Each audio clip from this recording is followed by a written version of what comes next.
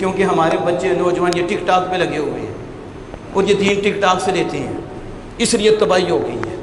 ٹک talk علماء سے نہیں، ٹک ٹاک سے لیں گے، اور جتنا مرضی بڑا وہ غلط بندہ ہو اسے جپھے ماریں گے، مشہور ہو گیا، اسے ویوز مل رہی ہیں اس کی طرف۔ ان میں سے ایک رجب بٹ ہے اور یہ بے ادب ہے، اس نے پہلے بھی بے ادبی کی اور یہ صحابہ کے خلاف بولتا ہے اور بدتمیزی کا۔ اس دفعہ بھی اس نے صرف حضرت امیر معاویہ رضی اللہ تعالیٰ عنہ نہیں، اس نے پوری جد پہ گالی دی ہے، اور جد میں حضور کی جد بھی آتی ہے۔ عبد مناف میں حضور 5ویں نسل میں حضرت امیر معاویہ کا نسب حضور سے ملتا ہے، اور اس نے یہ بھی گالی دی۔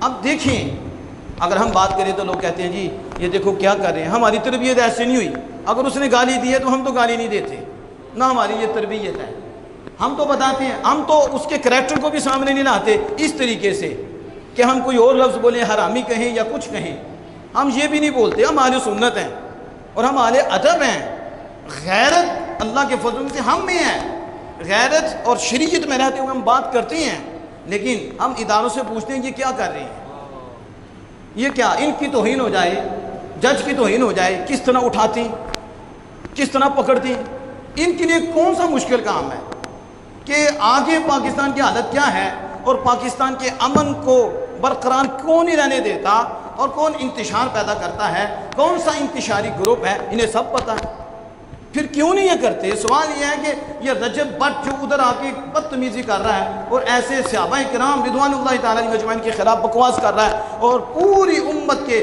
سینوں کو مجروح کر رہا ہے، اور پھر اس کے باوجود بھی وہ آزاد پھر رہا ہے۔ صرف یہ نہیں ہے، اس سے پہلے نقوی نے جو کہا آپ کو پتہ، میں سیاست کی بات نہیں کرتا، نہ میں کسی سیاسی کے ساتھ ہوں، میرا تعلق آمنہ کے لال کے ساتھ ہے اور میں حسین نہیں ہوں، ہم سیدھی بات کرتے ہیں، کسی سیاسی بندے کے ساتھ ہمارا تعلق نہیں ہے، ہمارا تعلق آمنہ کے لال کے ساتھ ہے، جو حضور کیا ہے وہ ہمارا ہے۔ اب میں جو بات کر رہا ہوں، اس نے کیا کہا کہ لا الہ الا اللہ محمد رسول اللہ، بس آگے جس نے نہ کہا علی ولی اللہ وہ مسلمان ہی نہیں، یعنی حضور سے لے کے آپ تک ساری امت کافر ہو گئی، ساری امت جہنمی ہو گئی، اتنی بڑی اس نے بے ادبی کی ہے، کسی نے کچھ کیا؟ اب مجھے بتاؤ امن کیسے قائم ہوگا؟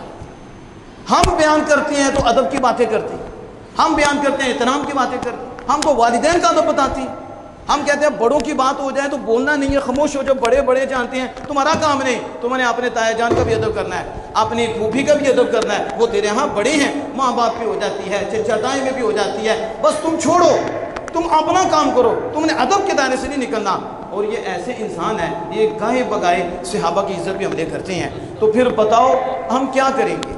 پھر اس کا ریئیکشن تو آتا ہے، پھر جب حکومت یہ سستی دکھاتی ہے تو پھر کوئی نہ کوئی اٹھ پڑتا ہے، پھر جب وہ قتل کرتا ہے تو پھر مسئلہ بن جاتا ہے دہشت گردی ہو گئی۔ تو تم پوچھو دہشت گردی ہوئی کس کی وجہ سے تھی؟ کیا اہل سنت جماعت یہ کہتی ہیں یہ کرو؟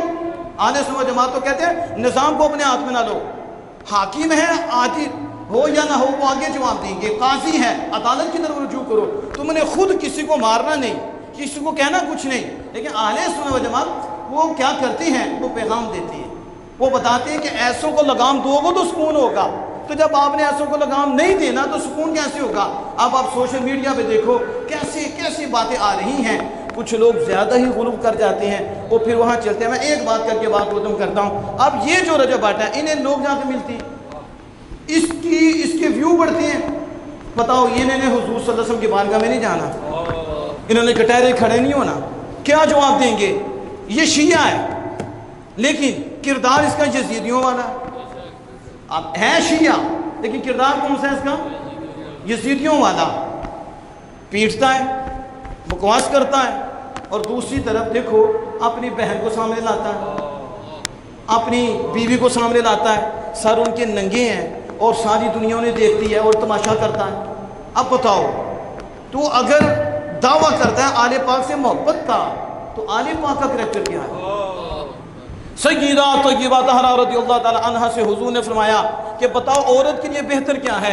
تو آپ صلی اللہ علیہ وسلم انہوں نے آگے سے عرض کی عورت کے لیے بہتر یہ ہے کہ وہ غیر محرم کو نہ دیکھے اور غیر محرم اس کو نہ دیکھے، یہ آل پاک کا کریکٹر ہے۔ اور سیدہ طیبہ طاہرہ رضی اللہ تعالیٰ کے بارے میں قیامت کے دن ایک منادی ندا کرے گا کہ اہل محشر اپنی نظریں جھکا لو، فاطمہ بنت محمد گزرنے لگی ہیں۔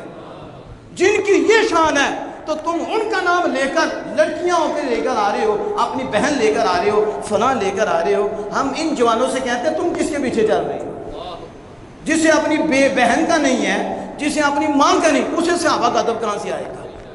ہمارے ہاں تو ہماری ماں ہماری عزت ہے، ہماری بہن ہماری عزت ہے، ہماری بیٹی ہماری عزت ہے، اور ہم سیدہ طیبہ طاہرہ رضی اللہ عنہ کے نقش قدم پہ چلنے والے ہیں، ہم ان سے پیار کرنے والے ہیں۔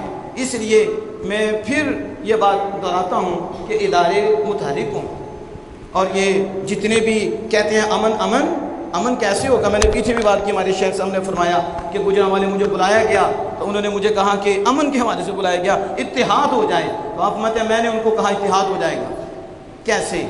فرمایا کوئی بے ادبی نہ کرے، کسی کی بھی ادبی نہ کرے، ذکر کرنا نہ کرنا قسمت کی بات ہے، لیکن نہ آل رسول کی کوئی بے ادبی کرے، نہ صحاب رسول کی کوئی بے ادبی کرے، نہ ازواج مطہرات کی بے ادبی کرے۔ ایک نمبر 2، کوئی بے ادبی کرے اسے لٹکا دیا جائے۔